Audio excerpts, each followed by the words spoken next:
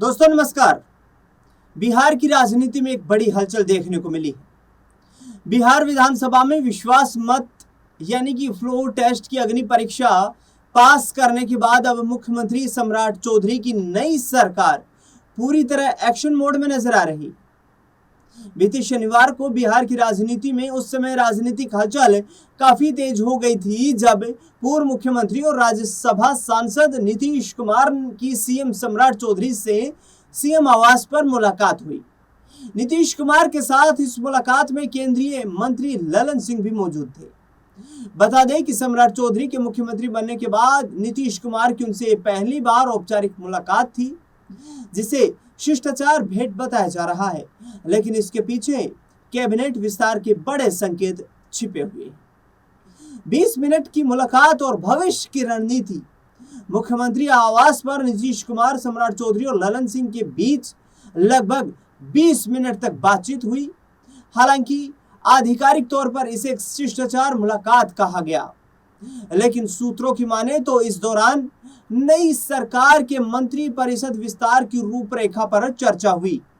NDA ने 202 सीटों के भारी बहुमत के साथ सत्ता संभाली है। ऐसे में सहयोगियों के बीच विभागों के बंटवारे और नए चेहरों को कैबिनेट में शामिल करने का जो मंथन है वो अंतिम दौर में है। नीतीश कुमार चाहेंगे कि कैबिनेट में किसी भी तरीके से उनकी पार्टी यानी कि जेडीयू की ताकत हैवीवेट मंत्रालयों के साथ बने रहे। नीतीश की डिप्टी सीएम से पहले मुलाकात हुई। मुख्यमंत्री सम्राट चौधरी से मिलने से पहले नीतीश कुमार सुबह विजेंद्र यादव के आवास पर पहुंचे, जो डिप्टी चीफ मिनिस्टर हैं। विजेंद्र यादव न केवल डिप्टी चीफ मिनिस्टर हैं बल्कि जेडीयू के सबसे वरिष्ठ नेताओं में से एक हैं। एक ही दिन में नीतीश कुमार का पहले डिप्टी सीएम और फिर मुख्यमंत्री से मिलना इस बात की पुष्टि कर देता है कि पर्दे के पीछे सरकार के स्वरूप को अंतिम रूप दिया जा रहा है। राजनीतिक गलियारों में चर्चा तेज है कि कैबिनेट में क्षेत्रीय और जातीय समीकरणों को साधने की कोशिश की जा रही है। नीतीश कुमार तक सरकार की हर जानकारी पहुंचाने की जिम्मेदारी भी डिप्टी सीएम विजेंद्र यादव को ही दी गई। अब कैबिनेट में किसी जगह मिल सकती है, ये लगातार सवाल उठ रहे हैं। फ्लोर टेस्ट पास होने के बाद अब डिप्टी सीएम विजेंद्र यादव सम्राट चौधरी के साथ मिलकर मुख्यमंत्री साथ मिलेंगे तो अपने मंत्रिमंडल का विस्तार होगा और संभावना जताई जा रही है कि भाजपा कोटे से कई नए और युवा चेहरों को जगह दी जा सकती है। भाजपा कोटे से कई नए और युवा चेहरों को कैबिनेट में शामिल किया जा सकता है, जबकि जेडीयू अपने अनुभवी मंत्रियों को वापस कैबिनेट में ला सकती है। चिराग पासवान की पार्टी एलजेपी-आरवी और जीतन राम मांझी की पार्टी हम को भी उनके स्टेक रेट के आधार पर सम्मानजनक हिस्सेदारी कैबिनेट में मिलने की उम्मीद है। इस विस्तार से मिशन 2029 यानी कि लोकसभा चुनाव की झलक भी देखने को मिल सकती है। अब किंग मेकर की भूमिका में रहेंगे नीतीश कुमार। भले ही मुख्यमंत्री नहीं है, नीतीश भले ही मुख्यमंत्री नहीं है, लेकिन एनडीए के भीतर उनकी सक्रियता बता रही है कि वे अभी भी बिहार की राजनीति के केंद्र में हैं। राज्यसभा सांसद के तौर पर वे केंद्र और राज्य के बीच एक मजबूत कड़ी का काम कर रहे हैं। उनकी सम्राट चौधरी के साथ ट्यूनिंग ये सुनिश्चित करने के लिए तय है कि नई सरकार बिना किसी आंतरिक कलह के सुचारू रूप से चलती रहे। नीतीश कुमार ये चाहेंगे कि अब निशांत कुमार की राजनीतिक जिम्मेदारी पर भी एनडीए में चिंतन मंथन किया जाए। विकास के एजेंडे पर जोर भी दिखाई दे रहा है। सम्राट चौधरी सरकार ने संकेत दिया है कि कैबिनेट विस्तार के तुरंत बाद राज्य में बड़ी घोषणाओं का दौर शुरू हो जाएगा। युवाओं के लिए रोजगार, कानून व्यवस्था और पेंडिंग पड़े विकास कार्यों को रफ्तार देना सरकार की प्राथमिकता है। कैबिनेट की पहली औपचारिक बैठक में ही कुछ बड़े फैसलों पर मोहर लग सकती है। अब नीतीश कुमार की, विजेंद्र यादव की, सम्राट चौधरी और ललन सिंह की मुलाकात जो हुई है, बिहार की राजनीति के लिहाज से ये पहली मुलाकात विशेष तौर पर नीतीश कुमार और सम्राट चौधरी के बीच हुई है। सम्राट चौधरी ने जब से सीएम की जिम्मेदारी संभाली है, नीतीश कुमार औपचारिक रूप से पहली ही बार उनसे मिले हैं और मिलने के साथ साथ ये भी चर्चा हो रही है कि भाई बिहार में नीतीश कुमार अभी डिमांड करेंगे कि हमने सीएम कुर्सी जो है 100 दिनों के अंदर ही सौंप दी बीजेपी को, अपने सहयोगी दल को। लेकिन अब हैवी वेट मिनिस्ट्री जो है वो जेडीयू के कोटे में रहे। गृह मंत्रालय, वित्त मंत्रालय, कृषि मंत्रालय जैसे बड़े मंत्रालयों की मांग अब नीतीश कुमार एनडीए में रहते हुए बीजेपी से कर सकते हैं कि मुख्यमंत्री बेशक सम्राट चौधरी रहे, लेकिन जेडीयू का दबदबा बिहार सरकार में कमजोर नहीं होना चाहिए।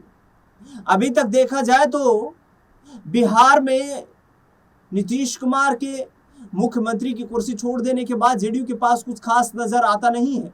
विजेंद्र यादव को डिप्टी सीएम की जिम्मेदारी जरूर दी गई है, लेकिन निशांत कुमार को चाहेंगे नीतीश कुमार की अब एक बड़ा मंत्रालय मिले। हालांकि ये मिलेगा, ये बीजेपी इस पर सहमति जताएगी नहीं जताएगी, ये भी लगातार चर्चा हो रही है। इस बीच विपक्ष में बैठे आरजेडी के सबसे बड़े नेता, बिहार विधानसभा में नेता प्रतिपक्ष तेजस्वी यादव ने भी एक बड़ा बयान दिया है। उन्होंने कहा है कि मुख्यमंत्री अब सिर्फ मुलाकातों के लिए ही बिहार आएंगे। मुख्यमंत्री के पास जो ताकत थी, नीतीश कुमार के पास जो ताकत थी, वो ताकत बीजेपी ने उनसे छीन ली।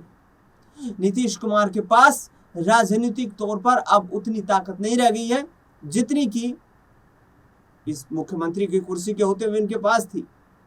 और तेजस्वी यादव यही नहीं रुके, उन्होंने कहा कि बीजेपी ने पहले ही भाप लिया था कि भाजपा नीतीश कुमार को आगे आने वाले वक्त में उतना मजबूत बिहार में नहीं रहने देना चाहती है, देश में नहीं रहने देना चाहती है, जिसकी बदौलत नीतीश कुमार के आंकड़े सरकार बनी रहे या सरकार गिर जाए ये निर्धारित करें। और वही बीजेपी ने कर दिखाया।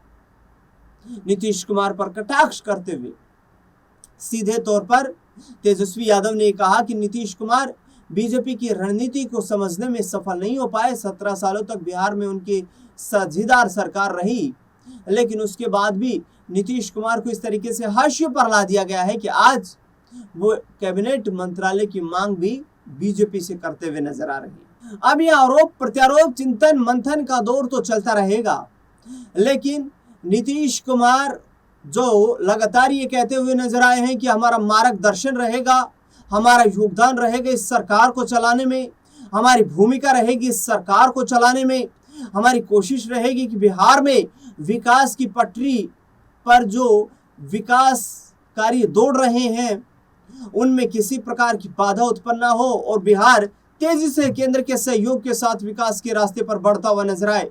इसको लेकर के हम किसी तरीके से यहाँ पर कॉम्प्रोमाइज करने की स्थिति में नहीं है। नीतीश कुमार ने सीधे तौर पर कहा है कि बिहार के लोगों ने जो विश्वास जताया है, एनडीए को 202 सीटें दी है, उसका मतलब साफ यही है कि बिहार में नीतीश कुमार की सरकार रहे या भाजपा का मुख्यमंत्री रहे, लेकिन विकास उसी रफ्तार से दौड़ता रहेगा। देखना दिलचस्प होगा कि नीतीश कुमार क्या बीजेपी के सहयोग में इस एनडीए का ये पूरा कार्यकाल कर पाते हैं या फिर पलटी मारने का सिलसिला फिर से शुरू हो जाएगा।